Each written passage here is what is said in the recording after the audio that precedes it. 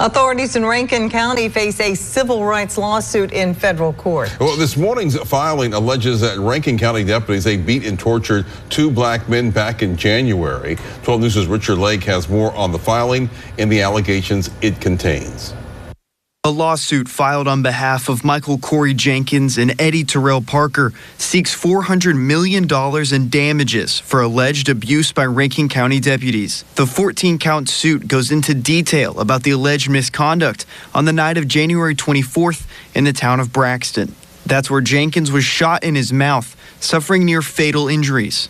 Sexual assault, waterboarding, tasered while handcuffed, beating while handcuffed, constitutional violation after constitutional violation. Rankin County deputies Hunter Elward, Brett McAlpin, and Christian Deadman are among the 6 named in the lawsuit.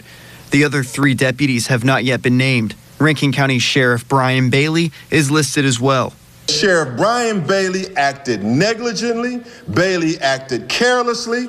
Bailey was reckless with deliberate indifference to the safety and constitutional rights of the plaintiffs. The Rankin County Sheriff's Office did not reply when asked for comment. Shabazz is also urging Attorney General Lynn Fitch to prosecute the officers involved. You don't have much of a choice but to prosecute Elward, McAlpin, Deadman, and these 6 officers. The Department of Public Safety has its own investigation of the allegations. That probe remains open. So is a separate investigation by the U.S. Department of Justice. Reporting in Jackson, Richard Lake, 12 News. January 24th, 3 days before the videotapes were released of Tyree Nichols' beating. The special unit that killed Tyree Nichols was called the Scorpion Unit in Memphis, Tennessee. Well, in Rankin County, Mississippi, the sheriff's deputy squad there, not sure what it's called. Let's call it the Death Squad. But I can go back to 2019 when they put over 100 bullets in Pierre Woods, killing him, of course. Well, in 2022, we've got Damian Cameron, where he died in police custody after having his neck knelt on for over 15 minutes, tased numerous times, beat the ever-living shit out of him. Hunter Elward had the nerve to ask Monica Cameron what kind of medical conditions Damian Cameron had. The official report was that he collapsed while fleeing from police. Now that report differed from the Mississippi Bureau of Investigation's report. So the Sheriff's Department and the Mississippi Bureau of Investigation, they couldn't get their story straight. But Monica Cameron and Damian Cameron's grandparents could. And what an awful death it was. In fact, that lawsuit accuses the Sheriff's Department of refusing to turn over public records involving several investigations dealing with deputies and persons who died in custody. A battle brewing here over access to records and when and how the public should see them. Justice. I want justice. Them to be charged for what they done to my son. Monica Lee and Cornelius Cameron say they still know very little, almost a year after Damian Cameron died after being arrested by Rankin County deputies. They admit Cameron ran when deputies came to question him. He was tased twice. The whole time, they had him down on the floor. I can't breathe. I can't breathe. And the second officer came in and fell on his neck. I can't breathe. I can't breathe. Cameron's case is one of 4 being investigated by a publication that wanted incident reports and records pertaining to suspect deaths involving the Rankin County Sheriff's Department. According to the lawsuit, the agency denied 3 of those record requests because they are still under investigation. The law is so clear that incident reports are public records. The Mississippi Center for Justice claims law enforcement agencies cannot withhold incident reports even if the cases are under investigation. The public records exception for investigative records is so broad. So law enforcement agencies in Mississippi have lots of discretion to choose to be opaque rather than transparent. So they can cite investigative records for lots of things. Sometimes they just get carried away. The Rankin County Sheriff's Department is going to fight this lawsuit vigorously. Captain Paul Hawley with the Rankin County Sheriff's Department says the legal challenge is without merit. When we can, by law, release those records, we certainly do it. We have no problem being as transparent as possible. We have no problem being as transparent as possible. But we want to wait until the law allows it. Legal analyst Matt Steffi says there are exceptions where law enforcement can withhold records. Even if it's a privilege due to an investigation, that privilege would be temporary. and could not extend indefinitely.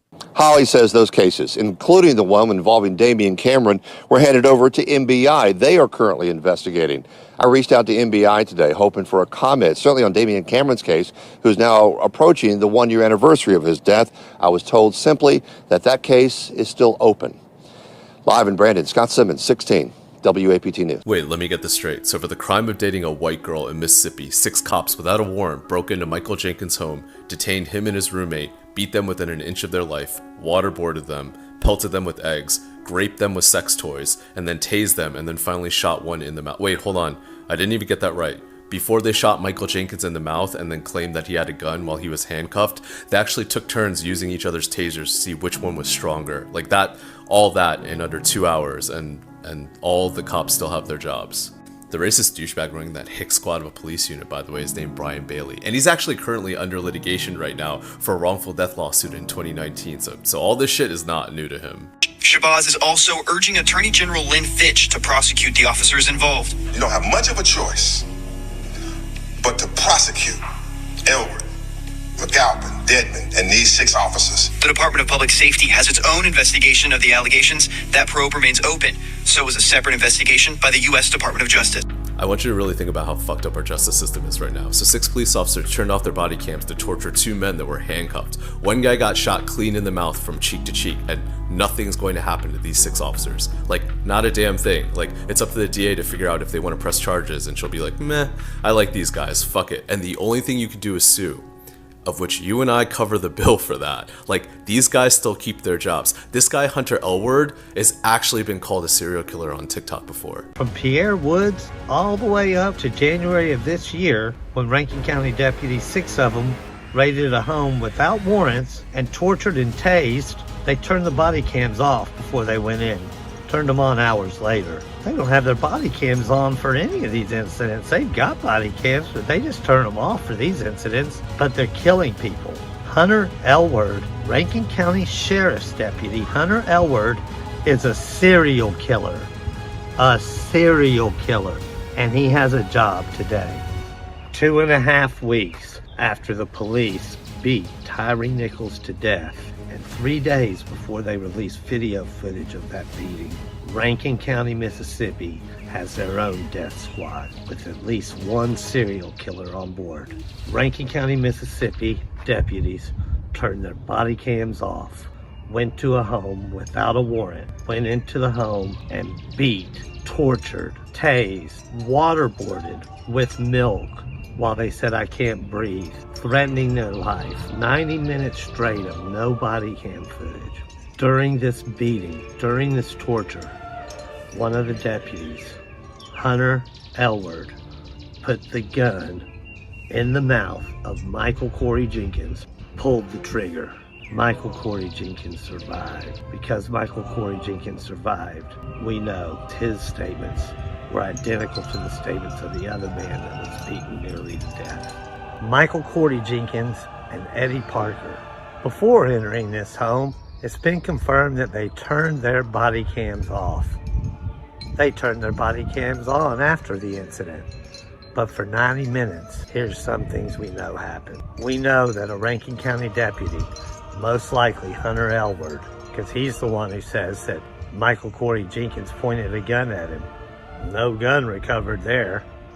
Interesting pattern. Regardless, why would somebody come up with somebody putting a gun in someone's mouth? Well, because he ended up pulling the trigger.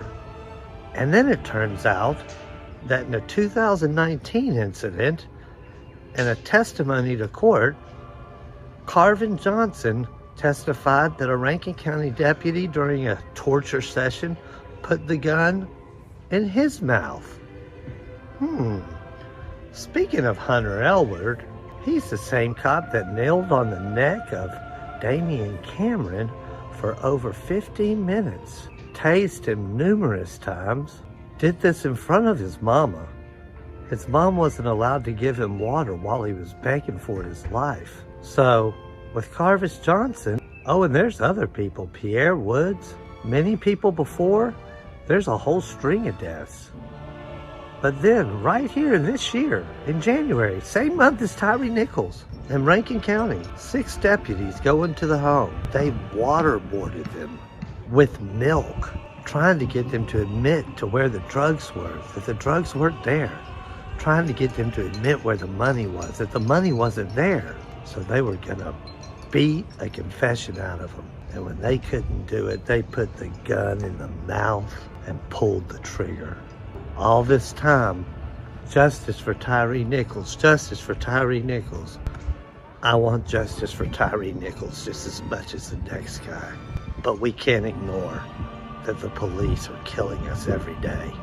And in Rankin County, Mississippi, outside the courthouse police station, there's a statue of a Confederate soldier standing there to remind the people of Rankin County, Mississippi, how things go. Justice for Damian Cameron, justice for Michael Corey Jenkins, justice for many more. Rasheem Carter. There's a genocide going on in Mississippi. There's an assault on black life, and we've got to turn it the other way. We've got to put a stop to it.